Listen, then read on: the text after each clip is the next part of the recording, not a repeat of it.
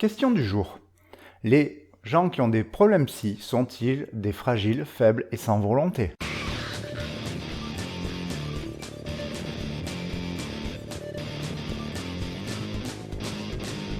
Bon, si tu me suis un peu sur cette chaîne, tu dois avoir à peu près une idée de mon avis sur la question. Étant donné que dans toutes les recherches scientifiques que j'ai lues et dont je t'ai parlé, pas une seule fois, on aborde la volonté et la faiblesse comme un facteur de maladie psy. Par contre, c'est une idée que l'on entend souvent, notamment sur Facebook et sur Internet. Donc, je vais te donner 7 arguments, ou non, je me suis planté, j'allais mettre 8. Donc, 7 arguments qui te permettront d'expliquer aux gens qui pensent cette connerie que ça en est une. Ils sont pas tous convaincants au même niveau, tu prends juste ceux qui t'intéressent et ceux que tu te sens d'expliquer.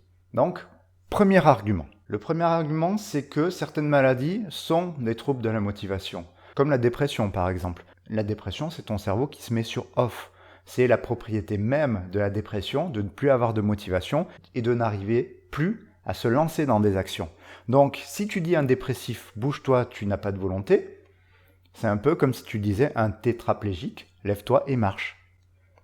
Pareil pour les gens qui ont un trauma crânien et dont le cerveau n'arrive plus à initier des mouvements. Il faut prendre en compte que du coup, ta motivation, elle fluctue énormément et que certaines maladies la flinguent complètement. C'est même la propriété de certaines maladies. Là, tu vas me dire, oui, mais ça explique la dépression, ça explique pas les troubles anxieux. Deuxième argument. Le deuxième argument, c'est qu'avec les nouvelles technologies, que ce soit les IRM fonctionnels ou les façons de suivre ce qui se passe dans le cerveau des gens, on est autant capable de voir les problèmes dans ton cerveau qu'on est capable de voir les problèmes dans ton muscle quand, par exemple, tu t'es fait une déchirure musculaire. Prenons par exemple les borderline. Ils gèrent pas leurs émotions correctement, mais ça se voit à l'IRM. Je veux dire, tu vois très bien que les parties avant de leur cerveau ne peuvent pas les calmer. Donc dire à un borderline, mais tu sais pas gérer tes émotions, franchement, arrête de faire chier pour rien, bats-toi un peu contre ta maladie, c'est un peu comme dire à quelqu'un, ou comme si je vous disais vous, bah allez, vas-y, fais-moi 300 pompes d'un coup. Parce que les 300 pompes, tu vois, pour arriver à les faire d'un coup, eh ben, il faut s'entraîner. Et pareil pour gérer ses émotions, il faut s'entraîner. Il faut s'entraîner à ce que certaines parties de ton cerveau arrivent à calmer les parties les plus émotionnelles. Et ça s'apprend. En borderline, c'est comme un enfant à qui on n'a jamais fait de sport, il peut pas faire les 300 pompes d'un coup. Et toi, si peut-être tu gères tes émotions, c'est peut-être parce qu'on t'a entraîné à le faire. Et ça, on peut le voir dans un IRM. Par exemple, les gens qui ont un stress post-traumatique et qui se sentent en danger tout le temps, qui sont très agressifs, on peut le voir à l'IRM que certaines parties n'arrivent pas à calmer les autres. Les problèmes psy commencent à de plus en plus pouvoir être identifiés à l'IRM comme on identifie une déchirure musculaire. Et comme une déchirure musculaire, tu as besoin de temps pour arriver à le faire, tu as besoin d'entraînement, tu as besoin de rééducation, et bien les problèmes psy aussi ont besoin de rééducation, comme un muscle. Le troisième argument, c'est que la volonté elle-même, elle crée des problèmes. Ta force mentale va te créer des problèmes, ou peut te créer des problèmes. Est-ce que tu crois que les gens qui ont des burn-out, c'est des gens faibles qui ne pouvaient pas supporter de travailler? Non, la plupart du temps, c'est des gens qui se sont surinvestis dans le travail, qui ont voulu rien lâcher du tout, et qui se sont défoncés. Et en général, on se rend compte qu'il y avait des signes avant. Il y avait des signes avant que ça craque. Sauf qu'ils les ont pas entendus parce qu'ils étaient déter pour continuer à travailler. Voilà. Imaginons que tu as un trouble anxieux. Tu as peur de prendre la voiture. Donc toi, tu es quelqu'un de déterminé dans la vie, tu as envie de tout défoncer. Donc ta voiture, tu la prends. Tu la prends, tu crèves de peur, tu flippes, tu te dis faut que je tienne, faut que je tienne, faut que je tienne jusqu'à l'arrivée, et tu tiens, et tu es dans un état lamentable. Mais c'est bien, tu as été déterminé. Tu as eu de la volonté. Le problème, c'est que tu empirerais ta maladie, et que la prochaine fois, ce sera encore plus dur, et que tu vas empirer ton cas. Parce que plus tu te forces à faire des choses que tu ne peux pas ou qui te font trop peur, et plus tu rends ton cerveau sensible à la peur. Donc au final, en étant volontaire avec des troubles anxieux, tu risques de te défoncer encore plus. Et des patients, ça fait 10 ans qu'ils luttent contre la maladie, ils en ont de la volonté. Parce que pour pas finir par se suicider rapidement, ils ont bien réussi à tenir. Sauf que avoir la volonté mais pas les techniques pour te gérer, ça marche pas. C'est comme si tu essayais par exemple de faire un 100 mètres haie, mais que tu n'apprenais pas à sauter les haies. Tu te tolles. Quatrième argument, la volonté, comme concept, c'est hyper surfait. C'est complètement surestimé. Et là, je vais t'expliquer des petites expériences qu'on a faites, et tout ce que je vais t'expliquer serait très bien expliqué dans ce livre, que je te conseille fortement. Bon, on fait des expériences par exemple. Ils mettaient 2 tas de cartes. Voilà. Et la personne devait juste choisir un des 2 tas de cartes. Au début, ce qu'on remarque, c'est qu'elle choisit au hasard. Sauf qu'au bout d'un moment, les gens remarquent qu'ils prennent plus les cartes d'un paquet. Et quand on leur demande pourquoi ils prennent plus ce tas de cartes, eux ne se sont même pas rendus compte qu'ils prenaient plus ce tas de cartes. Qu'est-ce qui s'est passé? Il s'est passé que les chercheurs avaient modifié ce tas de cartes pour gagner un petit peu plus. Mais pas énorme, comme ça les gens ne s'en rendaient pas compte. Et ce qui s'est passé, c'est qu'à chaque fois, le cerveau se rendait compte, lui, sans qu'on s'en rende compte nous, que ce tas gagnait plus. Donc finalement, les gens choisissaient ce tas sans avoir conscience de pourquoi ils choisissaient ce tas. Le fait que les chercheurs avaient modifié ce tas pour gagner plus. L'idée générale de ces expériences, c'est de te montrer que les choix que tu fais, l'impression que tu as de décider de telle ou telle chose en libre arbitre, est en fait conditionnée par ce qu'on appelle des pondérations affectives de ton cerveau. C'est-à-dire que quelles que soient les choses que tu vois dans le monde, tu ne te contentes pas de les voir avec tes yeux. Voilà. Il y a aussi ton petit cœur qui va mettre une note affective sur ce que tu vois. Moi, par exemple, la pondération affective de butiner pour mon cerveau est très positive. Il adore le dire, c'est absolument génial. Butiner, c'est trop drôle. Donc tous les éléments sont pondérés affectivement, négativement ou positivement par ton cerveau.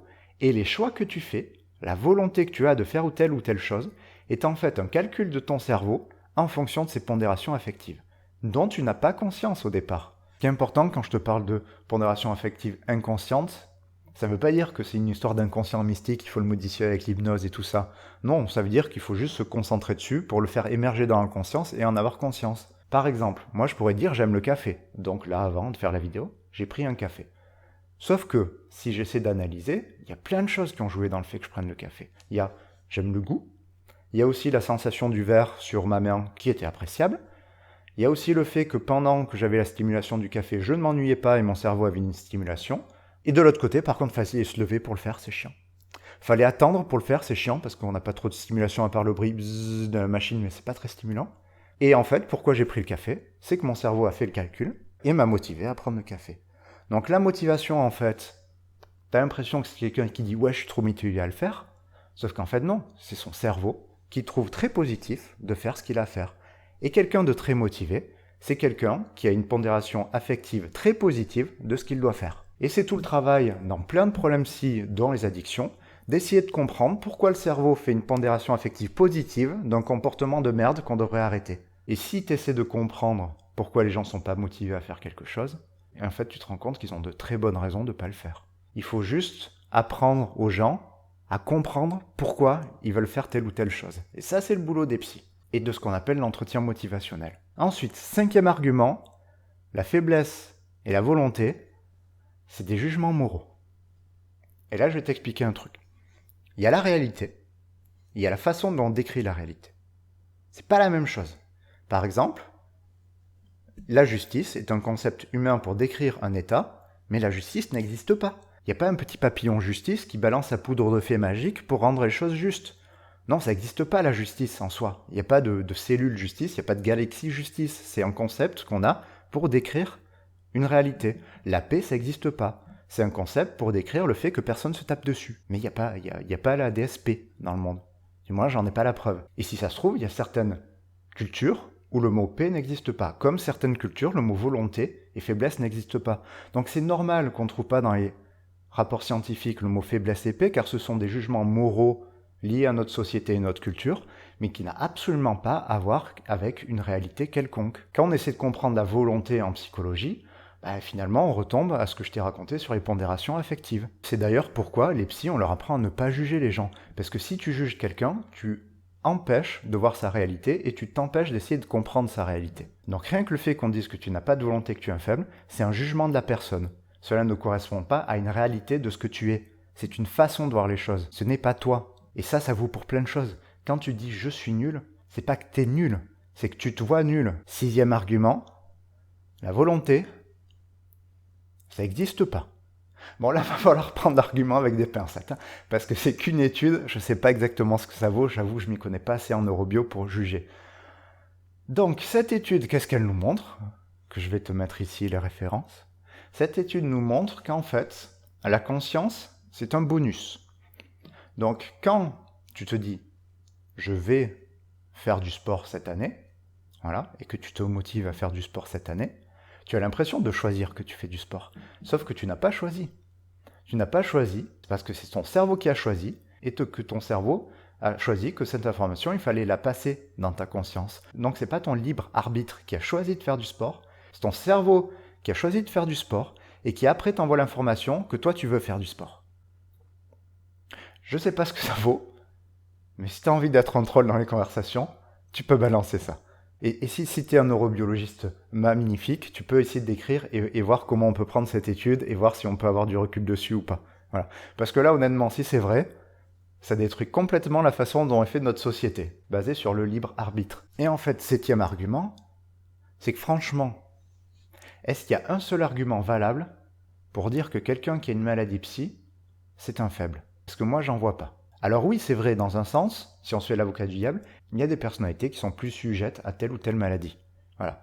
Si tu es pessimiste, tu es plus ouvert, par exemple, à la dépression. Si tu crains plus le danger, tu es plus ouvert aux problèmes anxieux. Si tu as plus peur des autres, tu es plus ouvert aux troubles de la personnalité paranoïaque. Bref, ta personnalité va déterminer aussi le type de maladie psy que tu risques de choper. Maintenant, est-ce qu'une personne choisit vraiment sa personnalité? Je suis pas très sûr. Tu peux effectivement la moduler, tu peux tout d'un coup arriver à te dire non, ça c'est un trait de personnalité qui me plaît pas, je vais arriver à le changer. Mais encore, as-tu les techniques valables pour les changer? Parce qu'honnêtement, moi j'ai plein de patients qui ont essayé plein de choses et ça n'a jamais marché. Hein. Même des fois, ça fait qu'empirer le problème. Et si on se fait toujours l'avocat du diable, il y a un autre truc effectivement où je peux être un peu d'accord avec les gens qui disent que tu cherches la merde et que t'es pas un malade psy, c'est que des fois il y a des problèmes et on va pas consulter. Alors que le problème il est évident et que tes proches t'ont dit de consulter. T'aurais dû aller consulter. C'est vrai qu'il y en a, moi, ils se ramènent, ça fait 10 ans qu'ils auraient dû consulter. Parce qu'ils ont empiré leurs problèmes. Et c'est vrai qu'effectivement, on peut leur dire qu'ils n'ont pas eu la volonté de se soigner et que là, ils se sont foutus dans la merde. Maintenant, moi, il y a quelque chose qui ne va pas avec cet argument. Imaginons que quelqu'un ait une boule au sein et va pas consulter. Maintenant, tu dirais, bah ouais, c'est foutu dans la merde. Je veux dire, c'était évident que la boule au sein, c'était un cancer et qu'il fallait faire quelque chose. Mais en même temps, si la personne, on lui a jamais appris qu'une boule au sein, c'était grave, où est sa faute? Elle savait juste pas qu'il fallait aller consulter. C'est là où j'ai un problème et pourquoi j'ai fait cette chaîne. C'est que qui sait les signes de telle ou telle maladie et de quand ça part en vrille? Quand tu as la boule au ventre en allant au boulot, depuis plusieurs mois, faut faire gaffe. C'est bien d'aller voir quelqu'un. Quand pendant des mois, là, tu n'arrives pas à dormir, tu es irritable et tu as des tensions musculaires, aussi, c'est signe qu'il y a quelque chose qui va pas. Bref, je pense que cet argument vaudra le coup quand on aura une vraie information sur les troubles psy et qu'une personne pourra être informée vraiment sur quand est-ce que tu pars en vrille. Tant qu'il n'y a pas d'information, cet argument du « il faudrait te soigner », il tient pas vraiment. Voilà, moi c'est les arguments qui marchent le mieux pour montrer aux gens qu'en fait, ils sont pas faibles ou qu'ils n'ont pas de volonté. Maintenant, tu prends celui que tu veux et si tu en as d'autres, n'hésite pas à les mettre en commentaire. Ça pourra toujours être utile. Et je te mets le timecode de chaque argument, comme ça, s'il y en a un qui te plaît, tu pourras facilement le renvoyer aux gens et le partager facilement aux gens dans des conversations Facebook. Et puis en attendant, si du coup, toi, tu pensais que les maladies psy, c'était que des faibles, eh bien, tu vois, j'ai parlé d'une dizaine de maladies déjà, et tu peux regarder les vidéos pour essayer de les comprendre. Et tu verras qu'en fait, toi, si ça se trouve, ça risque de t'arriver un jour. Après, on a tous des prédispositions génétiques ou de personnalité qui font qu'on a telle ou telle maladie, mais on peut pas tout éviter au monde. Bonne chance dans ta vie.